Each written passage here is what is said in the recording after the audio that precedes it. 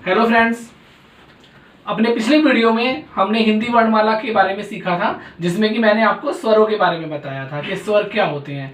अब हम इस भाग में व्यंजन के बारे में पढ़ेंगे कि व्यंजन क्या होते हैं। मैंने आपको बताया था स्वर 11 + 2 संख्या में 13 होते हैं, जिसमें 11 स्वर हैं और 2 आपके आयोगवाह थे।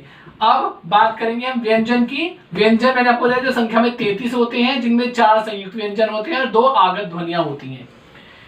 सबसे पहले हम जानेंगे व्यंजन किसे कहते हैं। तो जो वर्ण स्वर की सहायता से बोले जाते हैं उन्हें हम व्यंजन कहते हैं। जो वर्ण स्वर की सहायता से बोले जाते हैं उन्हें हम व्यंजन कहते हैं। मतलब ये है कि व्यंजन बिना स्वर की सहायता के बोले ही नहीं जा सकते। जैसे आपने लिखा क, तो ये क नहीं है, इसमें क में ए मिलेगा तो ये कै बनेगा। कै बोल के देखिएगा, कै, तो कै में ए की आवाज साथ में आएगी तो ये कै बना। यदि आपको ए नहीं मिलाना है तो आप खा आक मिला सकते हैं। ख जमा आ, खा, आवाज आएगी ख। ग जमा ई, गी, गी, यानी कि व्यंजन को हम बिना स्वर के बोल ही नहीं सकते। और स्वर आपको पता है अ से अहा तक के हमारे 11 स्वर होते हैं, उनकी सहायता से ही हम ये सारे व्यंजनों को बोल सकते हैं। अब व्यंजन एक बार पढ़ लेते हैं, फिर उसके बारे में विस्तार से बताऊंगा। क, ख, ग, घ, य, च, छ, ज, झ, य, ट, ठ, ड, ढ, ण, त, थ, द, न, प, फ, ब, भ, म। अब देखिए ये स्पर्श व्यंजन कहलाते हैं। स्पर्श व्यंजन और संख्या में ये 25 होते हैं। अब स्पर्श, इनका नाम स्पर्श क्यों है? क्योंकि इनको बोलते हुए हमारे मुख में जो हमारी जिह्वा है वो कहीं ना कहीं किसी कोनर पर टकराती है, इसलिए इनको हम स्पर्श व्यंजन कहते हैं। कै, खे, कै, घ, ढ, इस वाली पंक्ति को हम कै वर्ग में रखते हैं क्योंकि इसका पहला वर्ण कै है। च, छ, ज, झ, य, च वर्ग, फिर ट वर्ग, त वर्ग और फिर पै वर्ग। इस तरह इन्हें हमने वर्गों में बांटा है। अब हम देखिए इन स्वरों व्यंजनों का उच्चारण हम किस तरह करते हैं।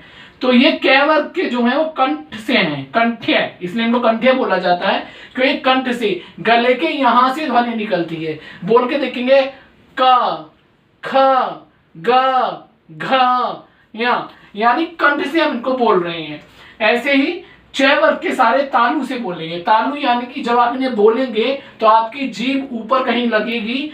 च, छ, ज, झ, य, आप बोल के देखेंगे तो ये जीभ ऊपर लगेगी आपकी। उसके बाद मूर्धन्य, मूर्धन्य तालु के पीछे वाला, यानी कि जो आपके मुंह में ऊपर तालु के ऊपर देखेंगे जो गुफा सी बनी हुई है, ये जीभ वहां लगेगी या उससे थोड़ी नीचे वाइब्रेट होगी। ट, ठ, ड, ढ, ञ।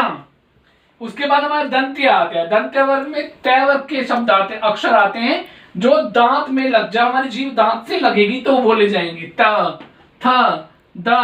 आप साथ में उच्चारण करेंगे तो आपको महसूस होगा कि हाँ ये सही है। द, ध, न, ठीक है। फिर हमारा आता है प वर्ग जो कि ओष्ठ्य है। इसमें हमारे दोनों होठ आपस में मिलते हैं तो ये ध्वनि निकलती है। प, फ, ब, भ, म। इसके अलावा अब हम आते हैं इन 4 पर, य, र, ल, व।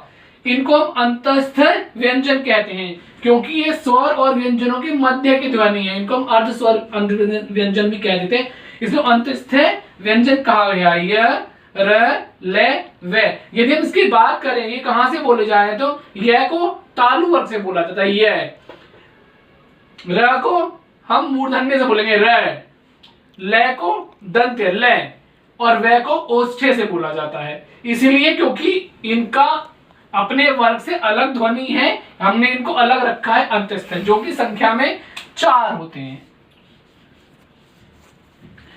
इसके बाद ही है श, स, स, है। इनको हम ऊष्म व्यंजन बोलते हैं। ऊष्म व्यंजन, ऊष्म व्यंजन क्या, जब आप इनको बोलेंगे तो हमारे मुंह से हवा टकराई कर बाहर निकलती है और उससे कुछ गर्म ऊष्मा निकलती है, इसलिए इनको ऊष्म व्यंजन बोलते हैं। श, से, है।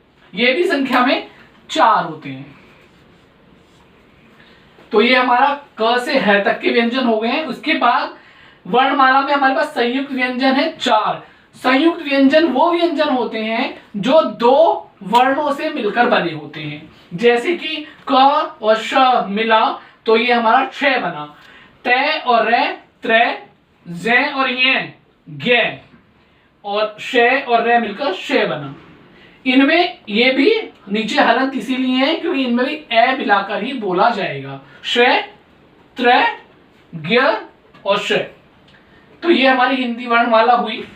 इसके अलावा मैंने बताई थी 2 आपको आगत ध्वनियां। आगत ध्वनि मैंने आपको बताया था, आगत ध्वनि संख्या में 2 हैं, अ और फ, ज।